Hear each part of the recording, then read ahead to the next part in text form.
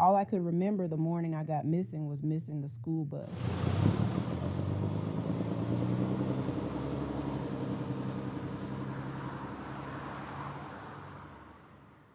I knew my father would have rode me to school in his car, but he was already off to work. And my mama, well, I went back inside and I got what I expected to get. I told you to get out of bed on time, but you didn't listen. You think Mary McLeod Bethune, Ann Julia Cooper, or Gwendolyn Brooks would have been who they were if they kept sleeping? Mom, I was only 12 and I barely knew these people at the time. She told me that I was going to walk all the way to school that day, because if I didn't, I wouldn't learn my lesson. I pleaded with her. Please, Mama. It's just a 20 minutes drive. In no time, you'll be back home. She laughed and told me if it's just 20 minutes, then I shouldn't have a problem just walking all the way there. Seeing I couldn't persuade her enough, I gave up and hit the road. This was my first time walking a long distance anywhere. These were the type of issues that always had my pops at loggerheads with my mama, but I ain't gonna be the reason for their fight this time. I decided I wasn't gonna tell him when he got back. I was still thinking about the long distance I'd have to cover when I spotted a man in the middle of the road, a few inches away from me. I kept walking, hoping he'd disappear, but he didn't. Of all the days, everyone in my neighborhood chose to be indoors on this one. I got scared, so I turned back and I was shocked to find another man walking towards my direction. He had been trailing me all along. Why are you walking to school? I missed the bus. How about I give you a ride to school? My car is just around the corner. Thank you, but I can walk. I don't take it lightly with children who say no to me. I knew this wasn't going to end well, so I attempted to run, but he was faster than me. He covered my mouth. I tried to scream for help, but I couldn't. I started feeling dizzy, and then I passed out. I couldn't tell how long I was unconscious, but when I woke up, I found myself on an empty moving train in the middle of nowhere. I tried opening the doors in the vestibule, but they were locked. I began to cry. I had no idea kidnapping was a thing at the time, so I didn't know what to make out of my situation. I kept on weeping for hours until I heard the door behind me open. I turned to find an Indian-looking man staring at me with a knife in his hand. He began to approach me, and I began to bang on the door, screaming for help, but I kept mute when I felt his hand on my shoulder. What was he gonna do? I wondered. I turned around and began to beg him not to hurt me, but he was speaking Hindu to me. तुम्हारा नाम क्या है, छोटी बच्ची? Nigga, I'm black. When have you ever seen a black kid speaking Hindu? Well, I didn't actually say that to him, but I thought about it. He kept on speaking Hindu, and I was just pleading and pleading. The next thing I knew, he grabbed my hair and cut it off, and then he sniffed it. I felt vulnerable and abused. I was glad he didn't kill me.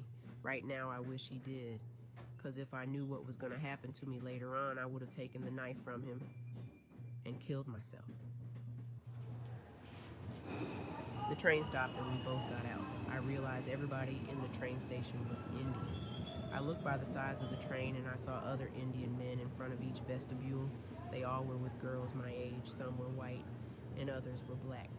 The man beside me looked down at me with an innocent smile across his face. Welcome to Kamatipura, Mumbai. We then took a long ride on a bus. 3 hours into the ride, I spotted a police checkpoint ahead of us. I knew this was my only chance to escape the hands of these men. I began to scream for help when we got there. They didn't even try to stop me. I was relieved when one of the police officers spoke to me in English, telling me to slow down and tell him everything. I wasn't scared of my abductors anymore. I spilled out everything, and I even told him the young girls with me on the bus were abducted too. He looked at me for a minute without saying a word. Then... That's sad, but you'll be fine. That was all he could say. And they all just burst out laughing. Our driver handed a couple of bills to the officers, and we continued our journey. A few miles away from the police checkpoint, the driver stopped the bus and told me to come up to the front. I didn't know what to expect, but I went up there to him. He grabbed my hand and placed it on the dashboard. Then he took out a knife and chopped off my pinky finger.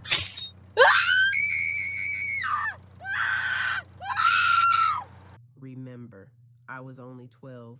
I wondered how someone old enough to be my father would do such a thing to me. Was it because of the color of my skin, or was he just trying to pass across a message?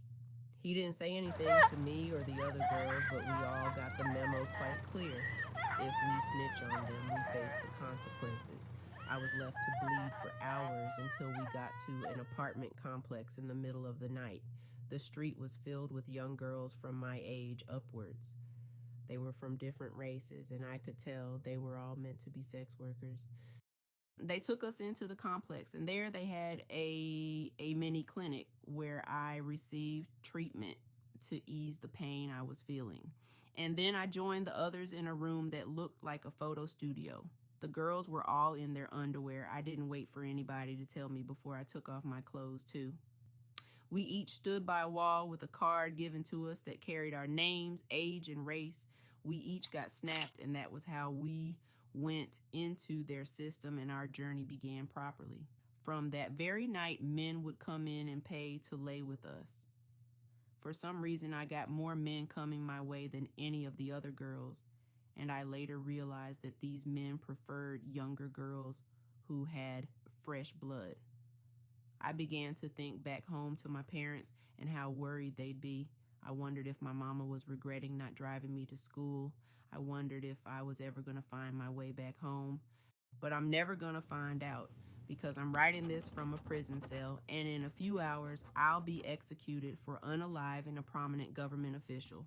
Nobody believed my story and how I got to this country. They've seen cases like mine a million times, and they later found out some of these sex workers were paid to assassinate prominent men. So what makes my story any different? But I had had enough, and I did what I did. I'm now 22. 10 years. It feels like a billion. I do not regret my actions. Death is the freedom I need to escape this life I never chose for myself. And I hope the world gets to hear my story and spread awareness to parents and young girls. The predator is out there looking for your daughter. Give her all the love she deserves, and don't hide the truth about this reality from her.